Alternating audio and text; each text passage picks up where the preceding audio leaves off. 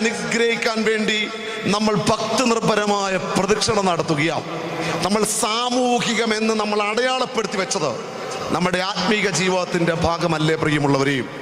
പണ്ടൊക്കെ നിങ്ങൾക്കറിയാമല്ലോ, നമ്മുടെ പെരുന്നാളുകളൊക്കെ വരുമ്പോൾ നമ്മുടെ വീട്ടിൽ ചൂടുന്ന അപ്പമൊക്കെ ഒറ്റയ്ക്ക് നമ്മൾ തന്നെ അങ്ങ് തിന്നും. ആണോ? അല്ല, തൊട്ട് അയൽപക്കത്തെ വീട്ടിൽ കൊണ്ട് കൊടുക്കുന്ന ഒരു രീതി നമുക്കുണ്ടല്ലോ. ഇന്നോ ക്രിസ്മസ് കഴിഞ്ഞു ഇല്ലയോ?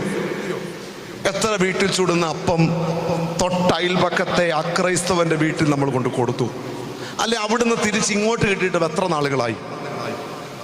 എണ്ണിച്ചുട്ട അപ്പങ്ങൾ കൊണ്ട് സ്വന്തം വിശപ്പിനെ മാത്രം ശമിപ്പിക്കുവാൻ ശ്രമിക്കുമ്പോൾ എവിടെയാണ് പ്രിയമുള്ളവരെ അപരന്റെ വിശപ്പിനെ ശമിപ്പിക്കുവാൻ വേണ്ടി ഒരപ്പക്കഷങ്ങൾ ചുടുവാനായിട്ട് നമ്മുടെ ആത്മീക ജീവിതത്തിന്റെ സുന്ദര ഭാവമാണ് ഇതെന്ന് കരുതുവാൻ നമുക്ക് സാധ്യം.